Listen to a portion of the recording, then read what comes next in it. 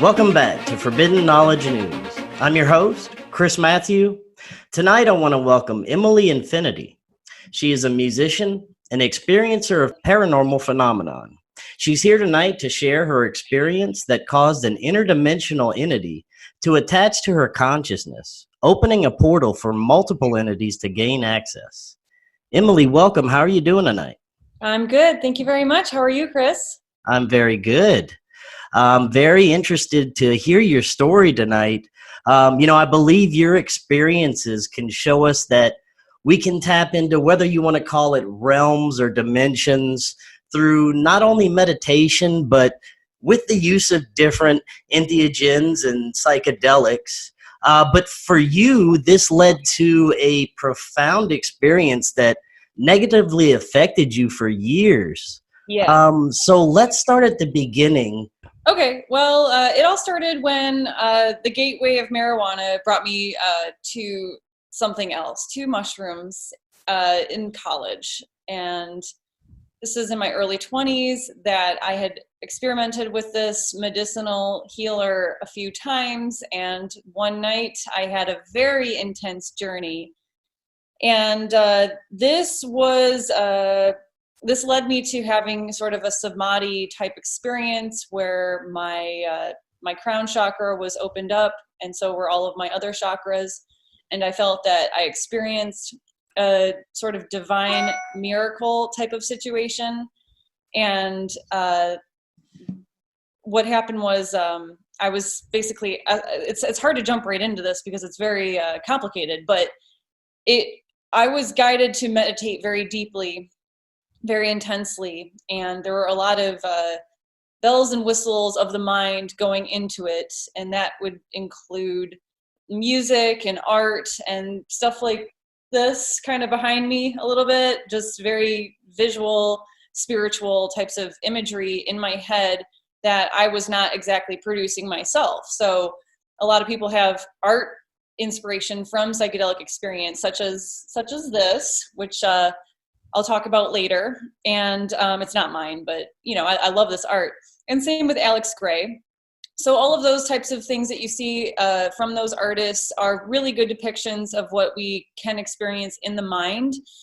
And it's encouraged to be able to do this without the use of psychedelics, because when using psychedelics, we might unlock portals and dimensions that we aren't aware of. And since we're not entirely equipped to operate and function in those realms, we can expose ourselves to dangerous entities and attacks. And that's what happened to me. So I guess my first sentence was kind of hard to get me rolling a little bit, but basically what happened was I had a really profound and beautiful and sacred and divine experience, to the point where I was kind of in contact with what I felt were my ancestors, where I could sense spirits all around me. I was wearing a necklace that the Smithsonian dated to be ancient Egypt. I forgot it was like a BC, like 600 BC. So I was wearing a necklace from 600 BC that was Smithsonian approved. And I felt like there was some significance to that. And now, for this experience, where were you, and what type of I guess psychedelic were you using? Take us through the situation of what exactly you were doing and how it all began and everything like that. Actually, I was just hanging out with a couple friends in a place that I was renting in Detroit. It was an old Victorian style home, and it was turned into a few different apartments, and I was on the middle floor.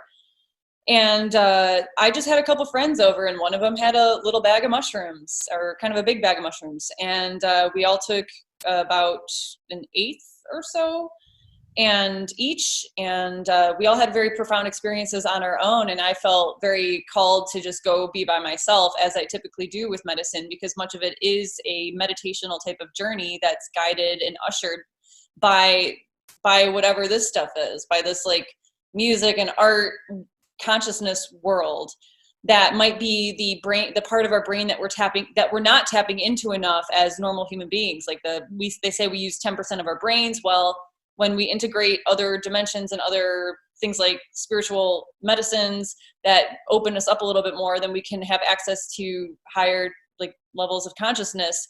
And that might not serve us very well in the normal matrix real world, like unless you're Alex Gray and you're making art with it. So it's kind of hard to figure out why this stuff is important and how it helps us. But it is kind of a communication in and of itself. And from what I've heard, because I've been interested in this kind of thing ever since, that aliens like music. They kind of like to communicate through music, through sounds, through visuals and things like that. So perhaps what these psychedelic and audio experiences help us with is to tap into higher levels of communication that are more on the telepathic levels, that include imagery and feelings that might not be easily put into words. So the way that we've been conditioned as from birth is the way that the world conditioned us. But had we been born into a different world, we might be using different methods of communication. Now, I'd like to get back to your first experience. Tell us a little bit about, what happened there, what type of entities you came into contact with. Okay, so I actually experienced something that looks like this picture, where there's a diamond type of thing above this person, which I'll tilt the screen a little bit. So I was escorted by spirit.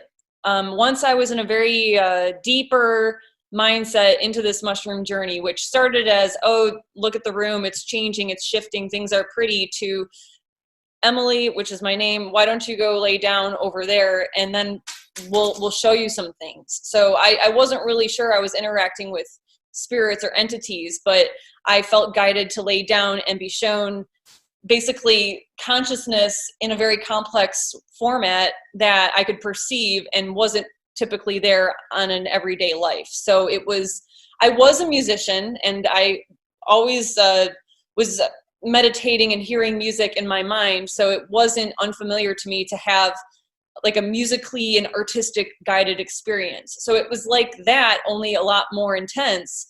And it ultimately was a conscious battle to leave the world of duality. And so there were actually a lot of like what felt like karmic and lifetime and very deep forces trying to work against me and hold me back. And I was able to figure out how to, it wasn't really figuring out, but I was kind of, I was resisting the illusions, and I was going forward and moving high up and deep into like a really profound place in my head. So I guess I was guided to lay down to meditate.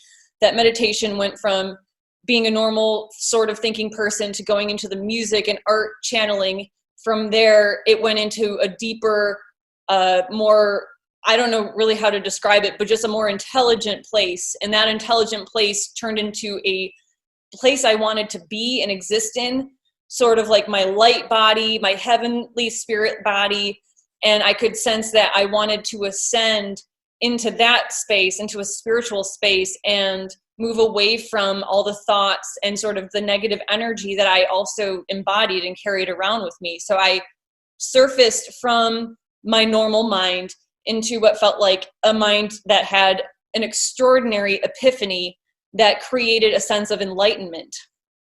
I was further guided to lay down into another. I was already very, very surprised and in awe of what I was experiencing, because what it was doing is it was totally shifting my entire mind and my spirit. So I was actually doing some spiritual work that would benefit me in the sense that it would get rid of all my fears and dispel many illusions and allow me to move forward in life in a much more efficient manner. So I was really dialed in tune, and my brain was enhanced by spirit, by just kind of figuring this stuff out and trying to get past all the illusions that we have here on Earth. However, then the really cool thing happens, and I'll go into the bad thing that happened. So the really cool thing that happened was I was guided to lay down. I was basically starting to really access the higher realms with higher level spirits that are good, benevolent, angelic. And I felt the presence of them, and I knew they were there, and it was very much real. So as they guided me to lay down, and they surrounded me, and they were the shape of large bluish gumdrops. There were no face, but they were just spirit forms. And I felt surrounded by all of them, and I then allowed them to do something, which they said they would do. They were like, we're going to do something, or they indicated to me telepathically that they were going to do something for me. And so I was like, okay, go for it, because I was in a really good spiritual place, and I knew that they were benevolent. So my feet went numb. Like the first thing that happened was, okay, they did something to sort of numb my feet, and my feet went numb. It brought my attention to my upper chakras, and I felt something sort of starting to crack open at the top of my head. I closed my eyes. I was guided to meditate and follow along with this. They ended up I could feel warmth, like a fuzzy, sweet sensation at the top of my head. And I could feel what I think they were doing was putting light of like a sacred type of divine kind of other dimensional spiritual love light through the crown of through my crown chakra, through the top of my head. That light I could then sense. I could feel it go in, and I knew it was a really good thing. And I was like, this is very powerful, but I was ready for it. So I basically got to this place sort of like in a night, when perhaps other people who meditate for many, many years, get there eventually through nirvana and whatever. So I went the fast route. And what I did was skip a lot of time and work and effort that would have otherwise prevented the ultimate, like the problem that happened, which I'll go into, which really kind of, stirred things up here. So the light went into my crown chakra, and then, or head, whatever chakra this is, that one. And then it went into my third eye chakra. I'm getting them confused. And I saw through the light. So the light actually went into my head, came down into here. I could see through it. It was the golden cord. It connected me up to, it connected my consciousness up to heaven. It was like a little tornado spiral. And I was to sort of align with that spiral. The light continued traveling down because this was happening to me, and I was following along with it. I was like, okay, what's next? So it continued to travel down inside the center of me, opening up all of my chakras and basically giving me a healing and a blessing that helped it helped me feel better about life. Whatever it was magical stuff, and it was good and beautiful, and it was sacred, and I liked it. And it went ultimately continued down until it finalized or completed or concluded in my uterus. And I was sort of, okay, and this is the part that I don't really ever tell people, because I've dismissed it. And a lot's happened since, as far as relationships and things like that goes. But I was told that I was going to be something along the lines of the next Virgin Mary. And it was a really evident, clear telling to me. And I was like, was Jesus real? Was Mary real? Was all that real? And they were totally confirming it. So I don't know if I was asking the right questions, or if I was just saying, is the possibility of miracles real? Did this ancient miracle occur? But these people or angels or spirits were all like, yes, that was very real. And now you have this gift within you, and you're going to basically be the next Virgin Mary. and well, I wasn't a virgin, and I'm definitely still not a virgin. But so that's kind of so it gave me this holy moly Messiah complex. Here I am getting this sacred gift. Was I just seated with Jesus? And then my realistic mind came back into play and was like, can I have a baby right now? My family would be mad at me for getting pregnant without being married, kind of thing. So it was just not something that I was ready to do. And I still don't have any kids. And, so it's been a while, and I never became the next Virgin Mary, but I was told during the sacred experience that I was. And so I think that affected me in sort of a Christ complex, Messiah complex kind of way, even though, yes, I had this miraculous experience that shifted and altered me to this really high vibrational being that was tapped into heavenly dimensions and had access to this very high place of space and freedom and total, like, just ascension. And I liked it, and it was great. And I ended up channeling a song, and it was like it was completely in rhyme, many lyrics, many verses. And I'm actually not a great lyricist. I am a musician, but this thing was just, I just busted it out. I wrote it all down, and it flowed out, and it made a lot of sense. And it was really prophetic and really profound and, like, you know, really intense. So the next day I was like going around town like, oh my gosh, you know, I got to change the world. I'm like ready to manifest great things. And here I am in Detroit, where everybody else is kind of like going along their normal merry ways. And I'm just this fierce energy that's kind of startling everybody, kind of freaking people out a little bit. Because when you're buzzed or electrocuted or electrified with like divine energy or whatever it may be, you're going to make the people around you who aren't used to that, you're going to freak them out a little bit. So I looked a little crazy. But what I experienced was within me and very profound and very, very beautiful. And it wasn't something I had yet to ever unravel. Because what ended up happening was, okay, here's the sad part. Ready? Well, looking back, do you think that those original entities were benevolent entities, Yeah. or, you know, do you really feel that Absolutely. that they were? Okay. Absolutely. Okay, so then what happens next? So basically what happened, and this is my this is what I am inferring, which is I had opened up some portals. Some portals opened up within me. I was I went through that because I went really hard into ascension. I kind of figured it out and sort of realized what I had to do mentally and meditationally with the help of hallucinogen to kind of start accessing some of those things that would help me navigate and open up the world to kind of usher me up. So what I'm trying to say is the people who do it the right way, who go by the book, whatever that book is, because I haven't read it, but the one that helps you become enlightened, they're probably doing it in a way that's a lot safer than what I did. So what I did was just like, I blasted all of my chakras open. I was gifted some beautiful light, and it healed me very much. But all this kind of stuff isn't all just pretty atmospheric on another dimension things. Like, there are actually other dimensions, and there are beings and entities and worlds and universes that exist within those dimensions or between them or in more than one.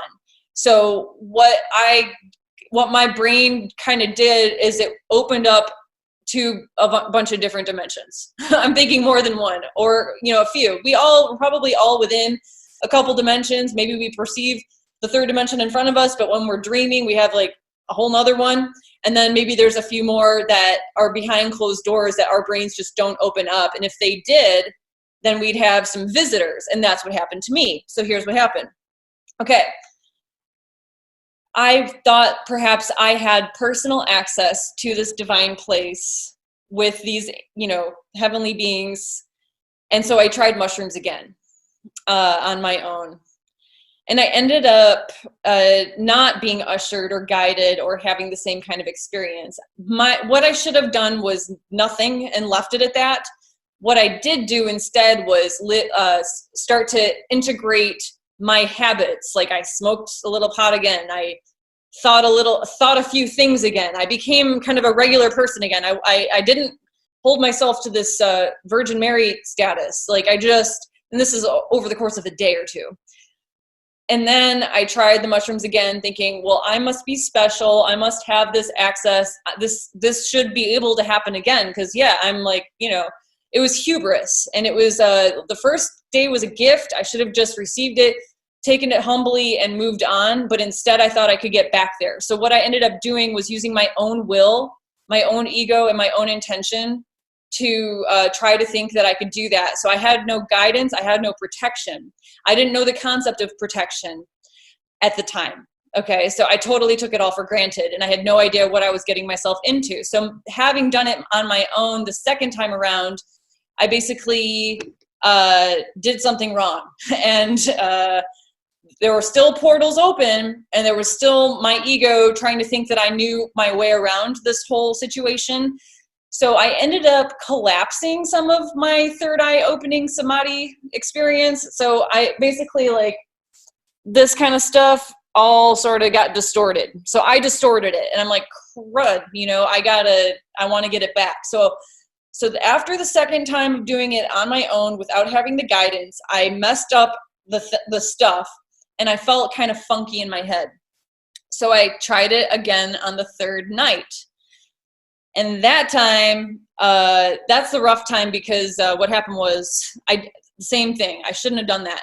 Okay. It was bad. It was a big mistake. I should not have tried it again, because this time, it wasn't going well. It wasn't going like it did the first night. I had no guidance. I was kind of on my own. Like, it didn't work. And I just tried forcing something. So it was like I went in with this intention not to be like open for love and universal divineness. I was more like, I want to get back there. I got this like goal in mind. And so my goal in mind and my ego did the wrong thing. And basically there was portals opened in my head, and a negative entity, I suppose it was negative because it invaded me. So I think it found out what I did on the first night from way somewhere else in the universe. And it was like, I showed up on the radar, some big explosion, that this divine stuff happened in a person that everything wants. Everybody wants. We all want to like wake up, feel conscious, have like psychic powers and whatever it may be, and have no fear, and just like totally transcend all this duality. And so anyway, I think some kind of entity saw that this happened and was like, ooh, who is that? How did she do that? How do I get that too? Because there's a lot of entities that can't ascend, so they just like remain existing, and they're like not able to access heaven and all this stuff. Like, they just have a goal in mind. And so that goal in mind in this entity, this dark blob, was to get into my head and try to get what I had. So that's exactly what it tried to do. That's what happened. So what happened was, this little black dot came out of the wall, because I had my eyes open, and that was part of it. It was part of like, I had to see it happen. Maybe if I didn't see it, it wouldn't have happened, but I saw it. And so that's part of it. That's like this whole other dimensional thing. Is like, part of it is being able to see it and perceive it, to know that it's there. And if you can't, then you're actually possibly being protected. So it's almost good that in many ways we don't know what's going on other dimensions, because if we did, we might be a lot more paranoid, noticing ghosts flying around us all the time, which is what happened to me. So this little black dot flies through the wall, flies up to my face, flies into my left eye. So it goes into my left iris. I am then still connected to this whole telepathic thing. So I was telepathically guided to then go into a meditational mode, kind of like a trance. So the thing went in my head, put me into like a meditational trance immediately. And I saw a bunch of things happening. It wasn't the stuff on the first night. It was dark worlds. It was eerie, green, smoky, but kind of cool looking landscapes of other planets or worlds or whatevers. So the thing was showing me a bunch of stuff, and it wanted me to get into it. It wanted me to be like, oh, that's cool. Oh, I like that. But instead I was like, this doesn't feel right. I don't like that. And I kept rejecting it. So I rejected this entity that was in my head and was trying to show me images inside my head. Now, I didn't stop to like take a look at what was actually going on here, because I was inside of the experience. Looking back on it, I should have been like, whoa, whoa, whoa, whoa. Something is in my head and it needs to get out immediately. But that eventually happened. Okay, so the thing got into my head. I could see its images. It was on the outside of my face. It was a little black dot. Inside my head, it was a whole kind of mind. So it's like as small as our pineal gland is, as many things happen in our dreams, and as vivid as our imaginations are, this little thing could do that inside my head. So it used my head as a canvas to project its mind. And it, which I discovered eventually because I had to go to psychics and healers and things like that, was hundreds of years old from hundreds of light years away. So this thing was an Archon, and there was a battle, and the battle was for me to try to get this thing out, and that happened that night, and it didn't go out, and it never really, it never quite ever went out. It had an agenda, and its agenda was to eventually get as deep inside me as it possibly could, and there are so many details to this. So I'm just gonna like pause and see where you want me to pick up from. Well, I think it's fascinating that you got to see a glimpse of these lower vibrational realms, but it must have been so terrifying for you. Now, I've had an experience with LSD when I was a teenager, where I felt like I was being dragged below the surface of the earth. I felt like I was being dragged to a lower vibrational frequency as well.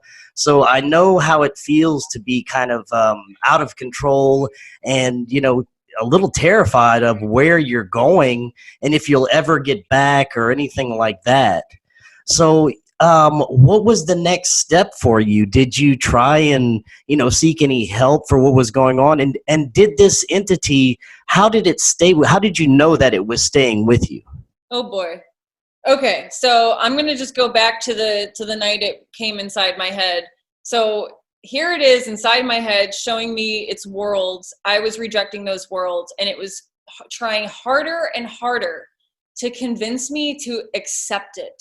So it just was like showing me images. And so if there's the thing that's so bizarre about it is it kind of like made sense to me at the time that something was like doing this, but to somebody else, like when I started telling people about it, they just thought I was completely nuts.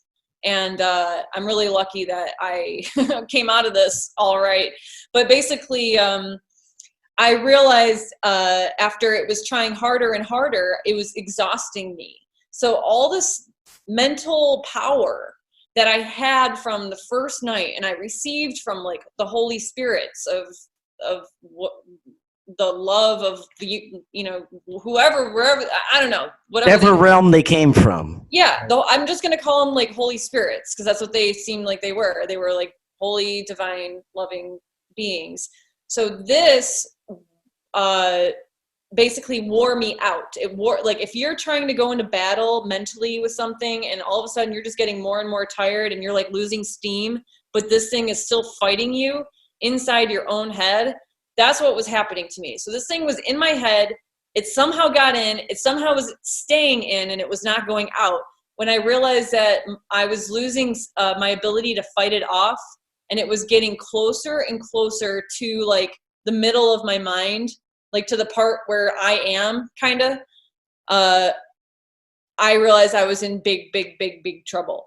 Did you get a sense of what this entity would look like? Or Yeah. Oh yeah. So like on the outside it's a little black dot. On the inside, not only can it create a world of images, but it can shapeshift. So here's when I finally was able to look at it. So all of a sudden I'm feeling caved in on, like closed in on, like this thing is getting closer and closer to my like sacred stuff. And I then scream for help. And it's not a scream out loud. It's not like anybody's going to hear me and be able to help me. This was the scream into every possible helper I could possibly like get in touch with, like on the other dimension. So I'm screaming for help. And as I'm screaming, I'm seeing a lot of angels flying by in this stream. So I'm screaming, and like kind of like one eye open is able to look over there and see just a river of helping, like of spirits flying by. One came out of the river and into the situation. and had some like spiritual powers or whatever, because it was able to sort of break it up. So like I was being attacked, I screamed for help, something came out of this river of helpful spirits, was like, whoa, whoa, whoa, whoa, whoa, whoa. And that's when I saw what this thing looked like. So the angel, I'm just going to call it an angel because it helped me, it made this thing step back a little bit. That's when my third eye could see what it was, and it was a black blob. And I could almost hear this like guttural kind of deep, like whoa, whoa, whoa, whoa, whoa kind of voice, like just a deep, dark kind of voice. And it was like warbled and not speaking English. It was just kind of like like just a heavy sounding voice. And it was black shadow, and it shape shifted. So it could be like one big glob, but it could multiply into multiple globs, and each glob could do its own thing. So it could shapeshift, and it could divide and become multiple intelligences. So the angel was like realizing that I needed help for my life, for my soul's life, for like this was my lifeline call. Like if there was one time I needed some serious help, this was it. This thing got me cornered and was ready to consume my brain and potentially be me or get rid of me. This was really, really bad. So yeah, it was rough. So the angel, so I could kind of hear I was already in this telepathic kind of understanding of things at this point. The angel talks to the thing, tries to back it off a little bit. The thing says, okay, I'll back off of her, but you're going to have to give me you. And I basically saw some kind of deal get made where this thing had to sacrifice itself or a part of it. I don't know whatever happened to it, but it did what it had to do. And the thing could only, and the dark glob, the evil glob entity backed off a little bit, but it never left my head. It only stopped right there where I was like screaming for help, and I was almost completely pinned down in my mind. So right before it was about to eat me or swallow my consciousness is when I got the help. The thing came in, and I was like traumatized by some angel having to potentially sacrifice itself, like to be swallowed by this glob. And maybe this glob eats intelligence or eats angels or whatever, like spiritual food for it to make it more intelligent and be able to travel the universe and invade different people's brains and swallow more or make more deals. So it's like about deal making. It's about being invasive and finding like little angels to eat so that it can become a part of this glob, this evil entity. I mean, I don't know. Because some say they are feeding off of energy, feeding off of consciousness, feeding off of life force, things that they don't have. Yes. That gives them sort of power and energy. Exactly. So, I mean, I don't know the fate of this little divine being that tried to help me, but all I know is that it helped me, and I needed that help. I needed that help desperately. So that way I was able to kind of like have enough space to push it away. So if something's on top of you and you have no leverage to push it off, then it'll just stay on you. So at this point I had a little bit of this, I could and so I stayed like that. I mentally remained pushing this thing away, and and it stayed there. It actually didn't come closer, but it actually did not leave either. So the thing remained in my head, and I actually went to the ER because I thought, okay. How did you come out of the actual experience? How did you come out of that state? I did not. The thing messed my brain up. So here's how I came out of it. Okay. My third eye, there turned to be a red dot in the middle of my head. So basically the light that was here, that was like shining bright, kind of on another level, like my samadhi, that turned red. So that went out. That light went out. This thing being in my head, it displaced me from the center of my mind where I was typically docked, and I was over here somewhere. So when I opened my eyes, was like, whoa, what just happened? I was no longer accessing all of my mind. I was no longer accessing all the faculties of my mind. I was quarantined, and there was still a showdown that there's still more details to all of this, but I ended up quarantined in a different place in my mind without the ability to think anymore. So the best outcome was that I could hardly think, and I had this dark entity locked in my mind, trying really hard to get inside as deeply as it could into my pineal consciousness. And I was displaced, and I felt like there was a lot going on behind the scenes that I couldn't see, because eventually, so I'm just going to say real quick, I went to the ER thinking the doctors could like remove it. Because that was my logic. My logic was, okay, well, doctors fix people, so maybe they've heard this before. They thought I was nuts. They gave me an antipsychotic.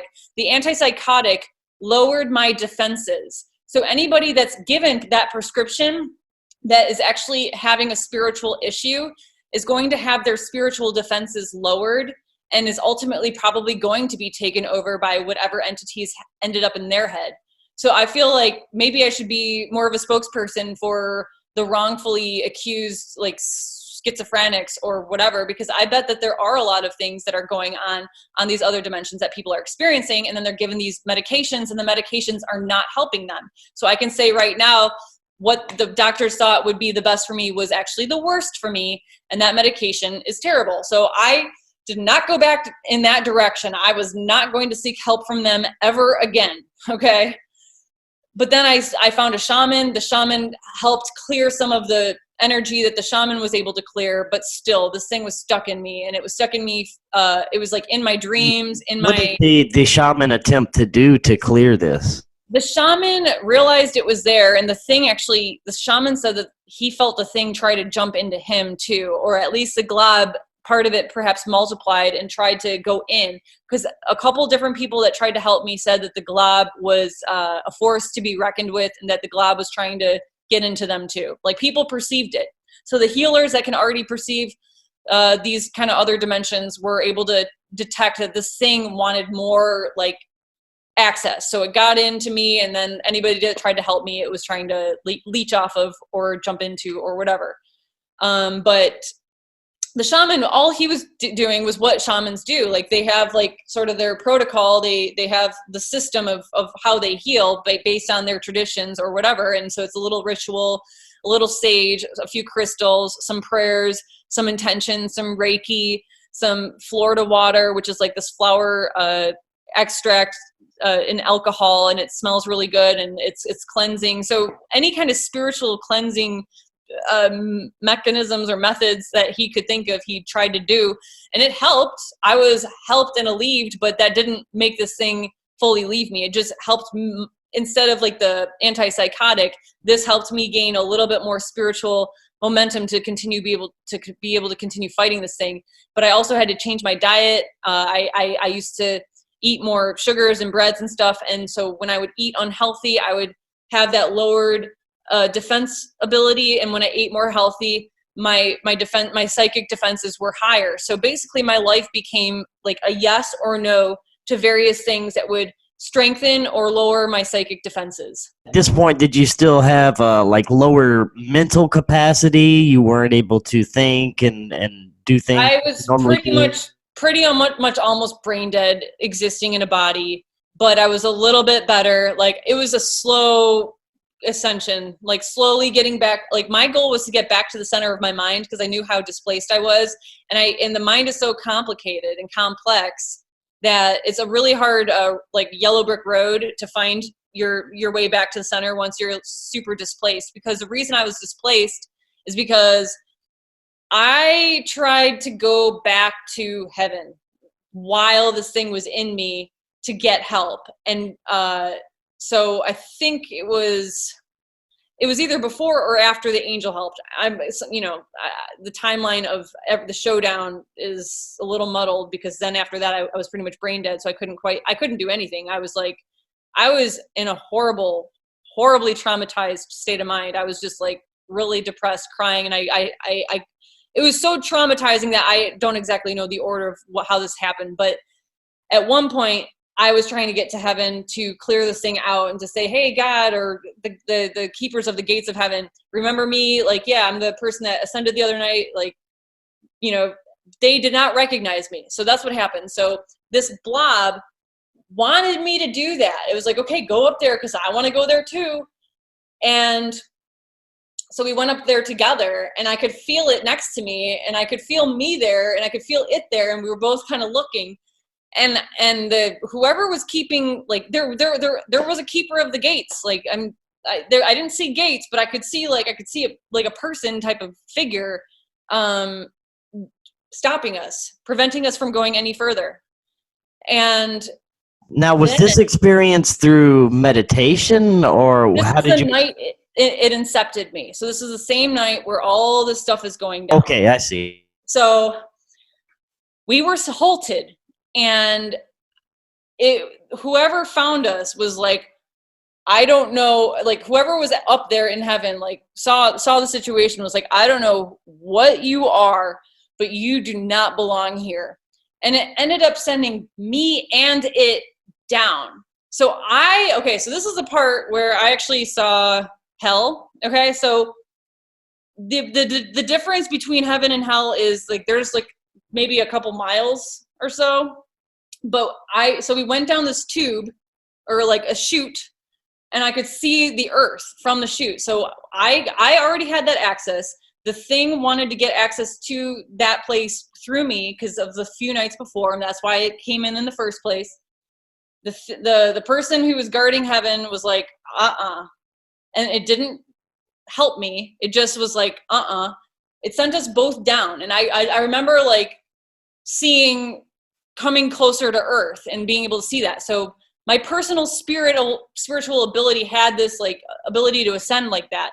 Then it didn't. So me and this entity were actually ejected from that higher place and quarantined in a certain compartment just above earth. So it wasn't like we went through the earth to go to hell. It was like hell, or the place that we were locked, like the prison that we were stationed in, had a correspondence with a certain place in my head, and it was a certain place in the atmosphere. So this place in the atmosphere and this place in my head were basically a tiny little trap.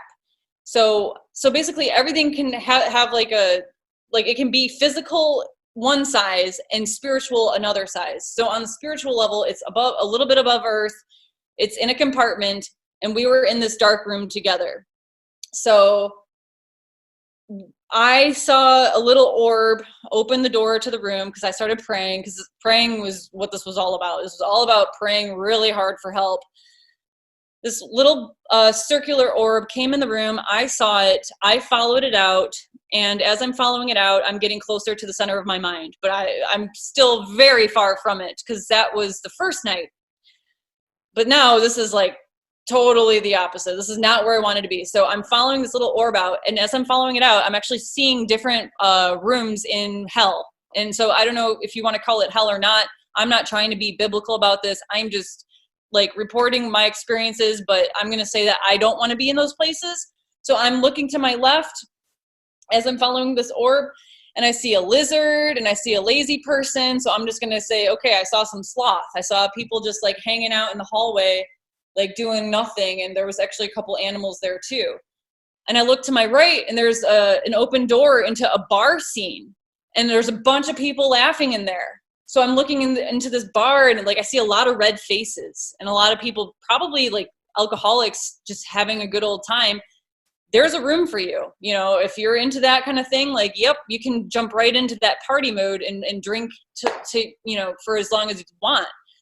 But when I saw it walking past it, I didn't like what I saw, and I didn't want to go in that room.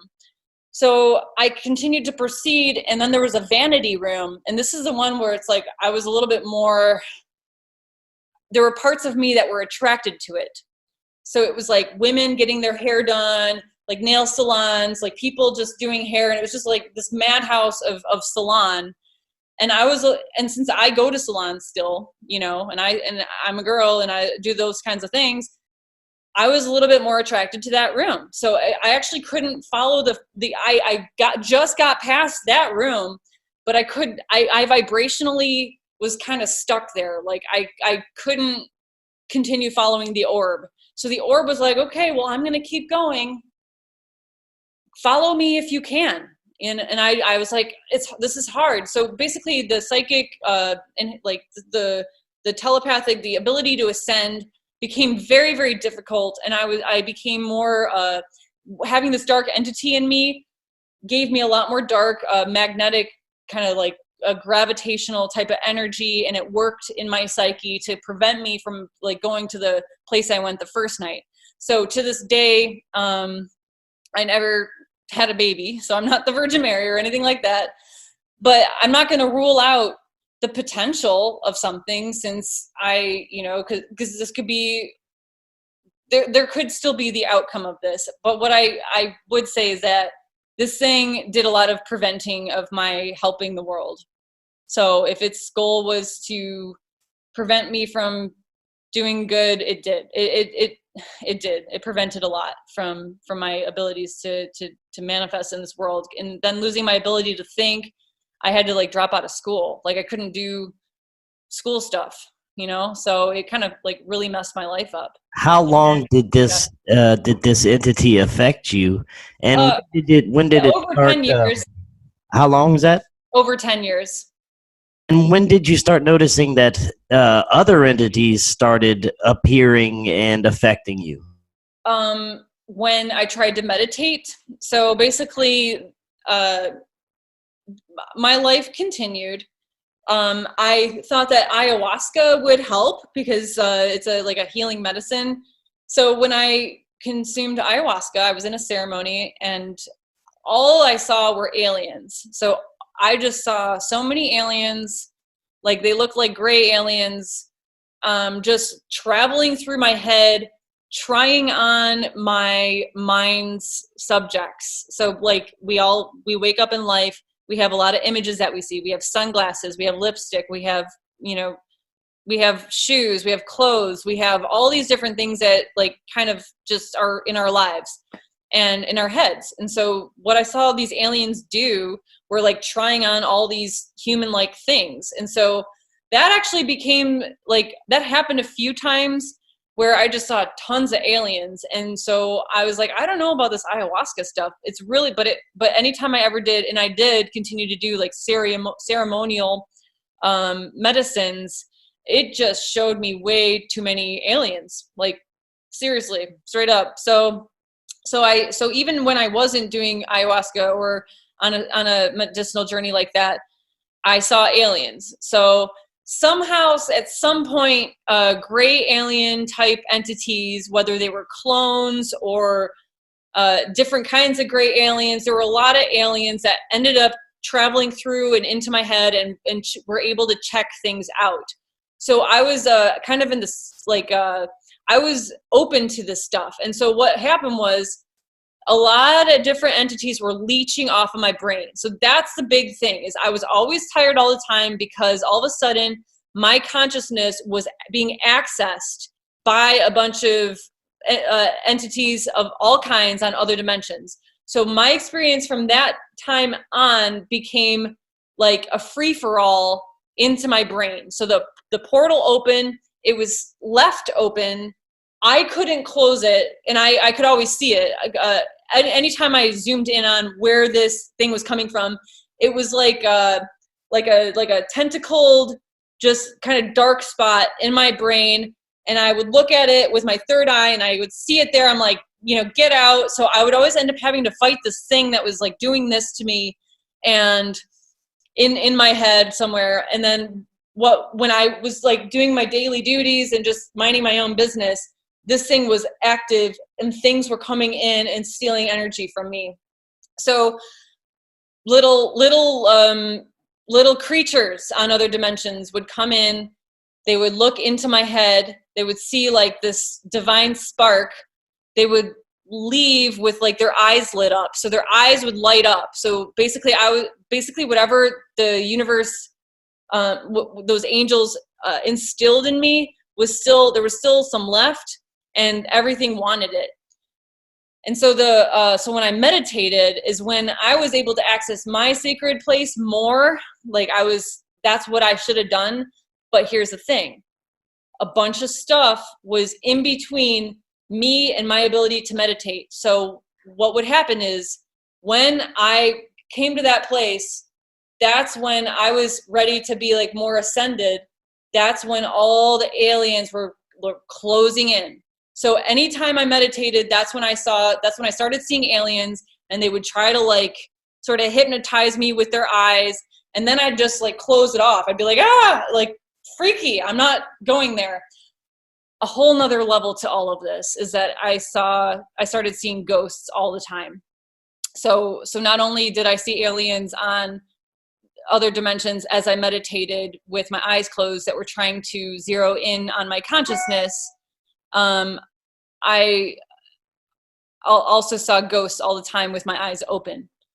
And in living in Detroit, seeing ghosts all the time, living next to 2 hospitals, which I did. It was like, I was like my house and then 2 hospitals. Yeah. So The ghosts, full apparitions, or, how did the ghosts look to you? How did they appear to you? Okay. So I still see ghosts to this day, but they are not nearly, I am not in this lower vibrational state that I used to be. So as my vibration increased and improved, so did the vibrations of the little spirits and energies that I saw did. So at first, when I was like heavy in this like kind of like black goo spiritual stuff that was inside me and just opening portals, and I was getting like mentally hijacked, trying to be at least, the ghosts that I saw, I could see with my eyes open, and a lot of times it was in my periphery. At first, they were heavy, dark blobs. They were like large figures just kind of walking through my room. I don't know who they were, but they had no business being there. And so here's what happened. So I had an iguana at the time, and the iguana offered no comfort to me during all of this, because you kind of want like a soft furry animal to help you out with these things. But like the snakes and the lizards, which I was into those. I had snakes and I had an iguana, but I gave the snakes away and the iguana away ultimately, because this whole thing like frazzled me and made me like not want to feed mice to snakes anymore. So my iguana was running from the ghosts that I was like freaking out about, and we could both see them because the iguanas have like a little third eye at the top of their head. And I'm like, are you scared? So like the iguana is scared. So I don't know. The iguana is normally not that scared. So I'm wondering, like, is there just more activity now? Are more things happening where the iguana is now getting freaked out? And so that's kind of, I think, part of it is like, I started to like generate more activity around me. And I started to have I held a weirder energy. So I didn't mean to, but that's just kind of what happened. And even the iguana was freaking out.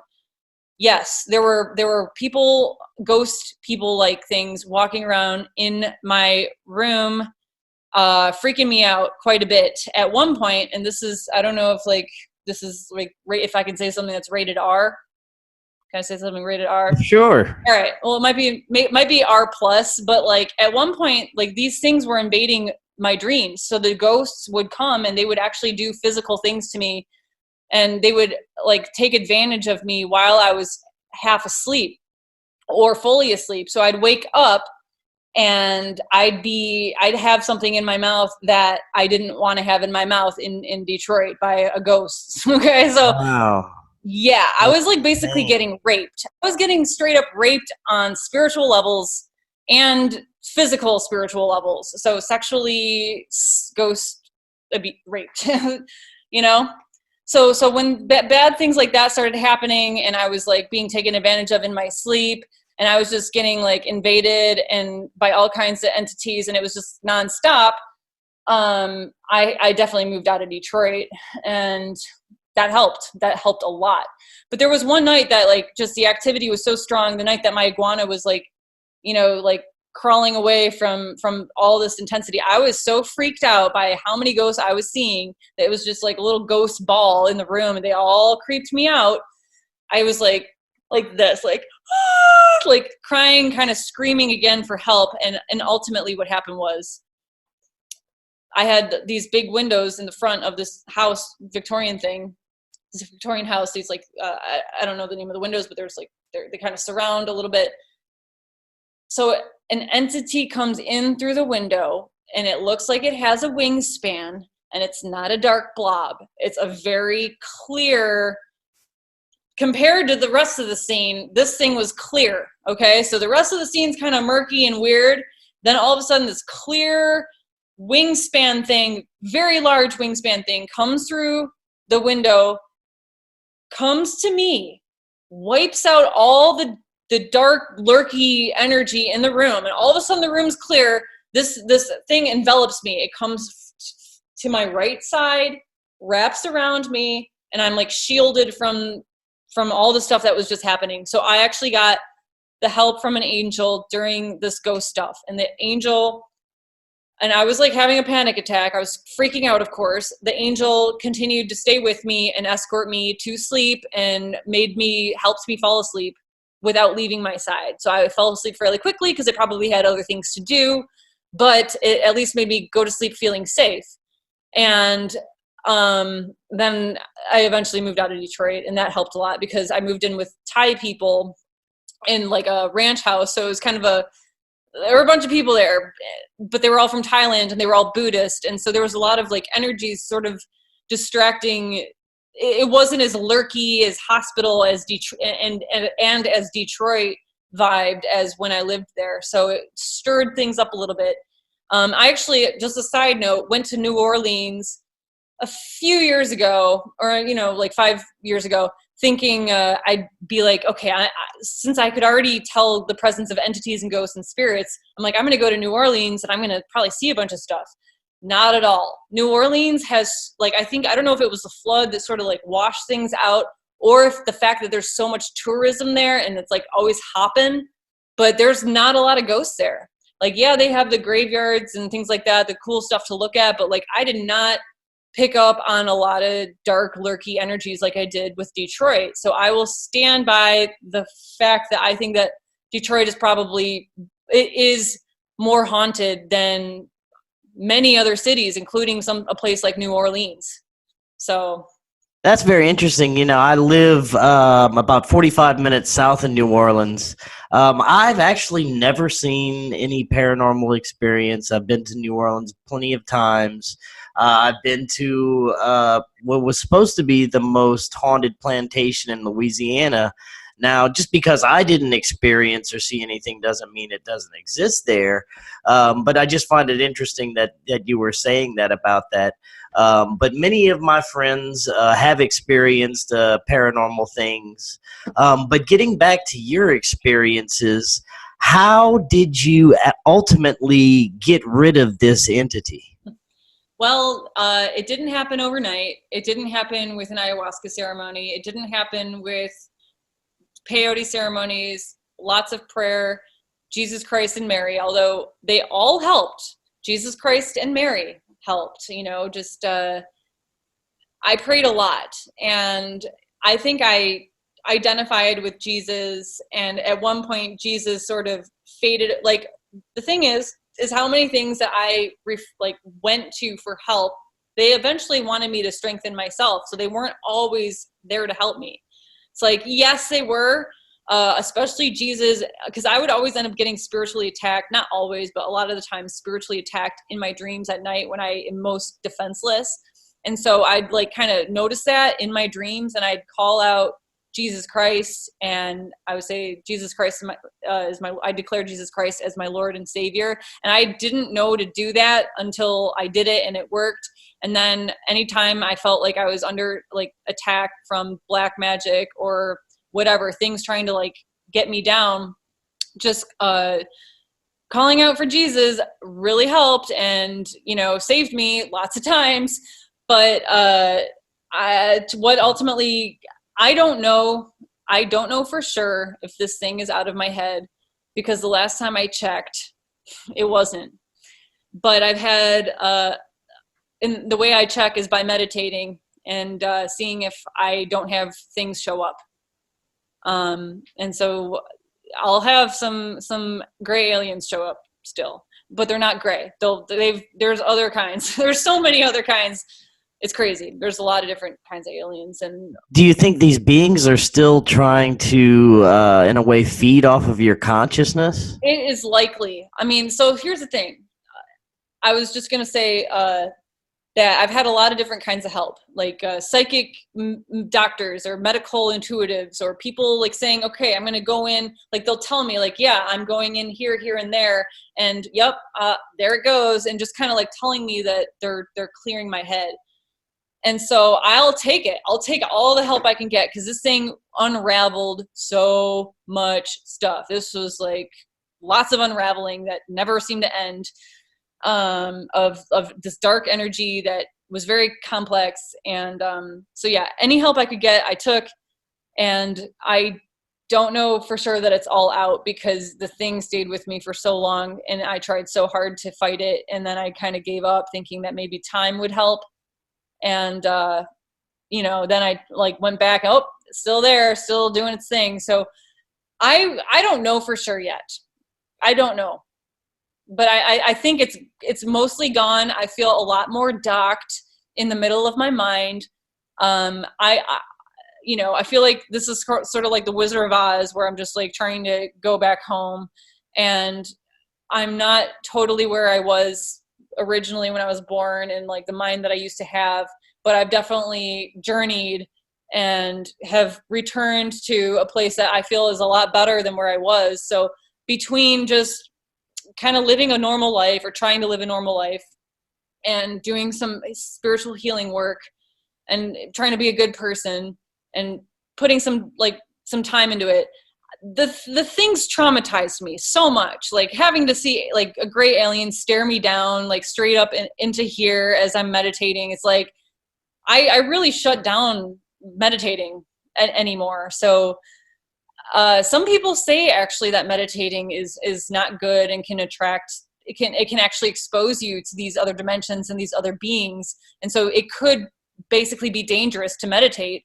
So that's what it was for me. It was dangerous to meditate because I had to go into battle, into psychic battle every freaking time, because these things were always waiting for me to be there for them, to be able to battle me, because you have to like look at them and be present in order for them to do anything to you. And so my point is, I'm not trying to take these things on.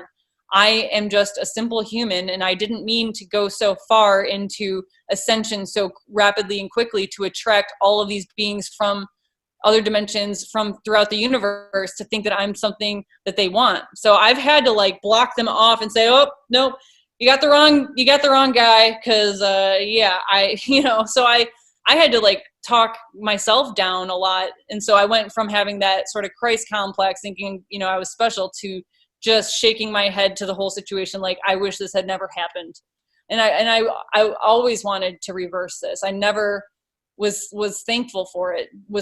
I never really thought it was a great or good thing at all. I was like, I don't wish this upon anybody. I hope I have no enemies, but I wouldn't wish it upon my enemy either. Yeah, and people, don't realize that, I guess these realms are closer to us than we think. We have easier access, and it can be very dangerous at times.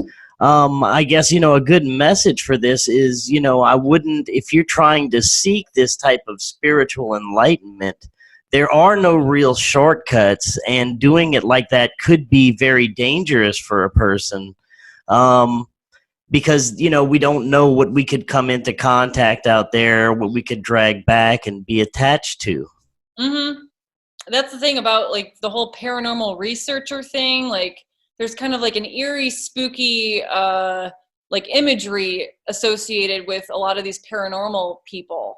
And I'm not necessarily going to march into a supposedly haunted place to try to detect ghosts. I know that there's ghosts everywhere, and I'm not wanting to necessarily walk home with any, and I don't need equipment to detect them.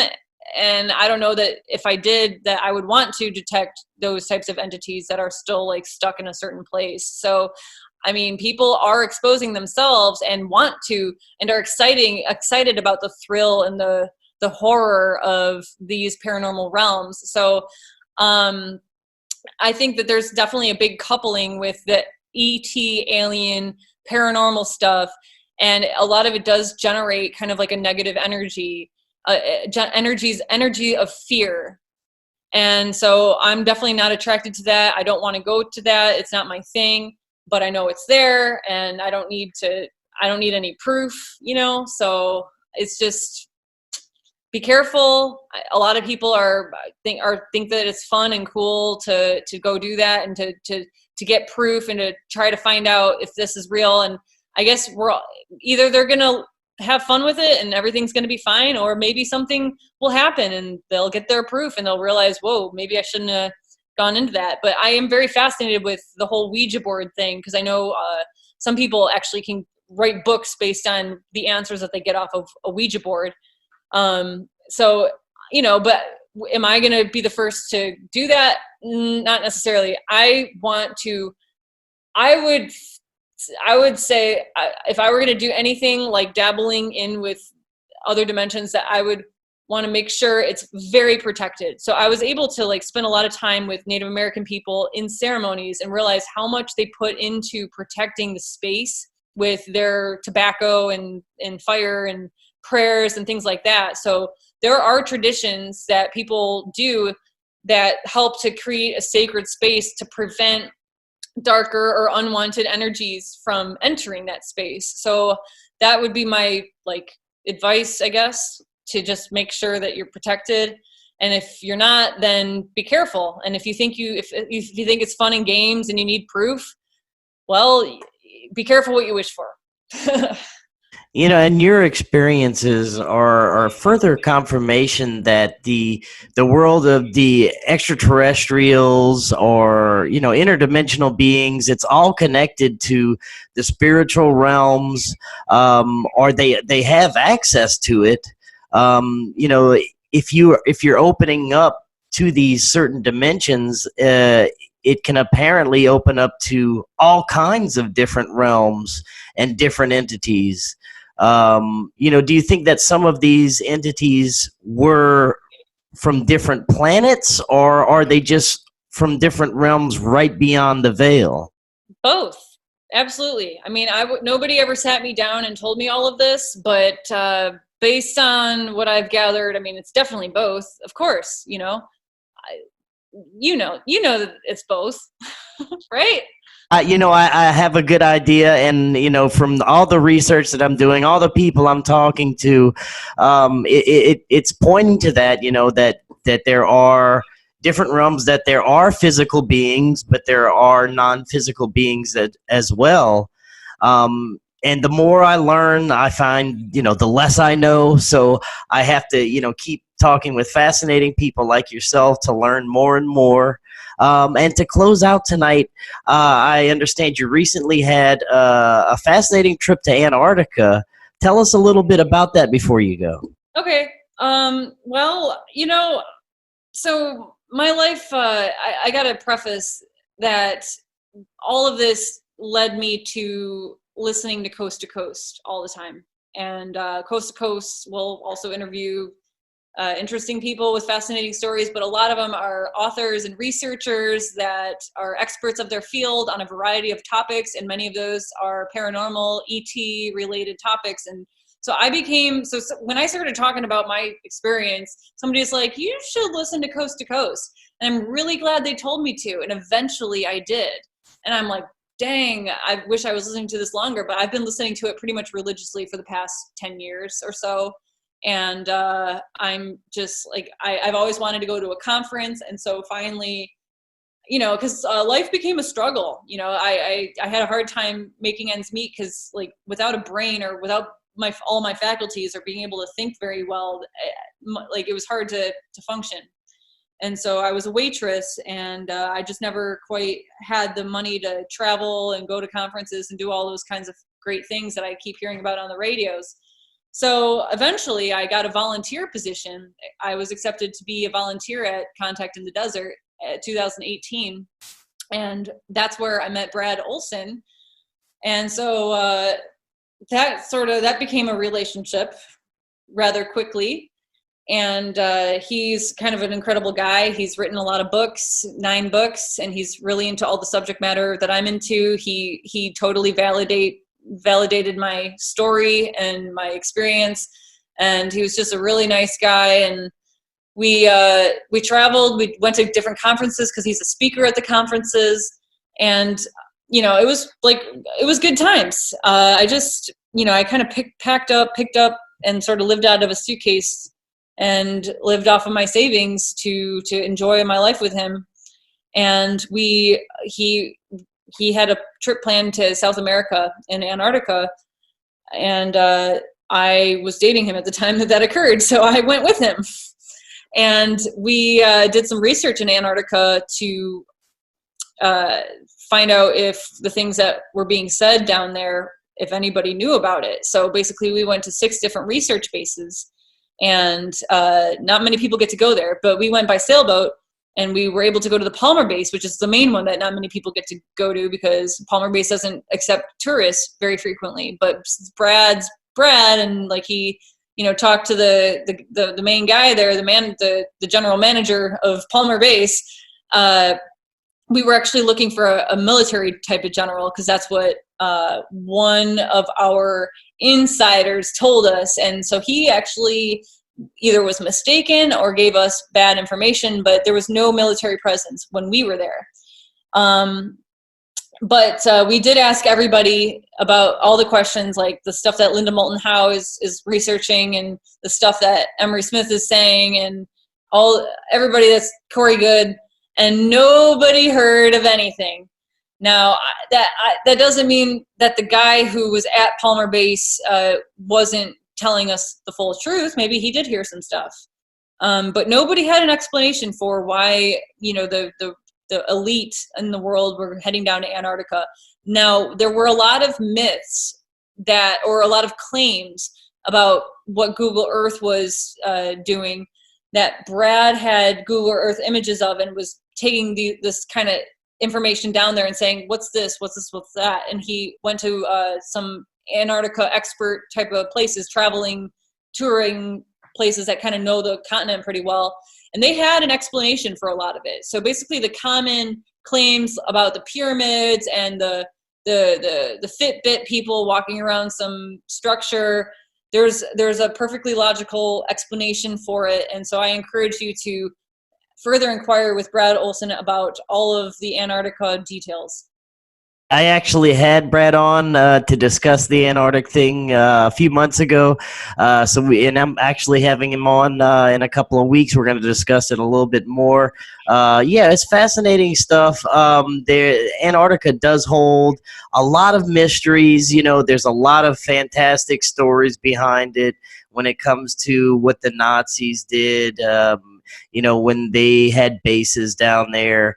And a lot of stuff that followed after that you couldn't verify, but it does hold a lot of mystery. And I think it is a place that we should do some more exploring. There's a large place where we can't even access. Normal civilians can't go there, and it is a place of mystery that we should find out a lot more about.